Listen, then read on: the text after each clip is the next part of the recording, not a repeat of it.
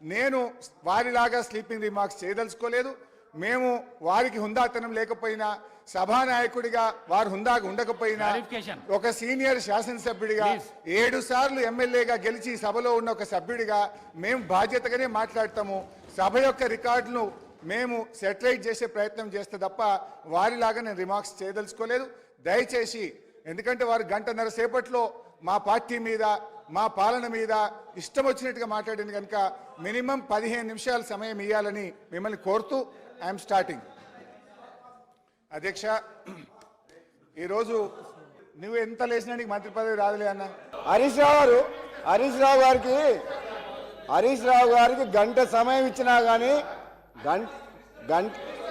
హరీష్ రావు గారికి గంట సమయం ఇచ్చినా కానీ సమయం సరిపోలేదని అంటున్నారు. అధ్యక్ష కూర్చో సార్ హరీష్ రావు గారు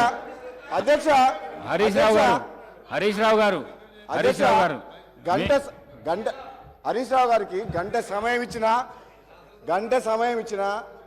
ఆయన తృప్తిగా లేరు అధ్యక్ష.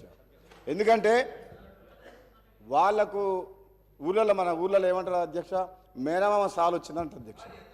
అంటే ఆయనకు మాటలు చెప్పడంలా, అబద్ధాలను నిజం మాట్లాడలా.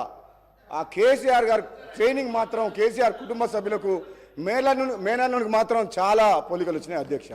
ఇంత సమయం ఇచ్చిన తర్వాత కూడా మరి గవర్నమెంట్ని ఇట్లా మాట్లాడడం అంటే ఏంటి అధ్యక్ష ఇదంతా?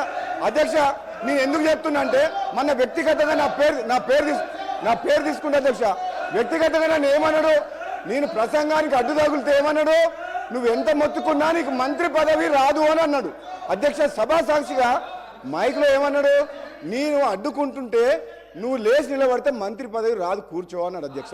అన్నాడు. నేనేమంటున్నా, నువ్వెన్నేళ్ళు కష్టపడ్డ తర్వాతే కష్టపడ్డ హరీష్ రావు గారు కేసీఆర్ తర్వాత కేటీఆర్ అవుతారు, కానీ నీకు మోసం జరుగుతుంది, కానీ వాళ్ళు ఏం చేయరు నీకు. నువ్వు మాత్రం ఎంత కష్టపడ్డా నిన్ను వాళ్ళు నీకు తండ్రి కొడుకులు వాడుకుంటారు తప్పితే నీకు అక్కడ న్యాయం జరగదు. అధ్యక్ష ఒక్క నిమిషం నాకు కంప్లీట్ అయిపోతుంది. ఒక్క నిమిషం నన్ను ఒక మాట అధ్యక్ష, నాకు క్లారిఫికేషన్ ఇస్తున్నా. నాకు మంత్రి పదవి రావాలన్నా వద్దా మా ముఖ్యమంత్రి గారు, మా అధిష్టానం నిర్ణయం తీసుకుంటుంది. నిన్ను మాత్రం తండ్రి కొడుకులు వాడుకున్నంత అన్నట్టు మాక్సిమం వాడుకుంటారు అధ్యక్ష. నేను చెప్తాను నీకు.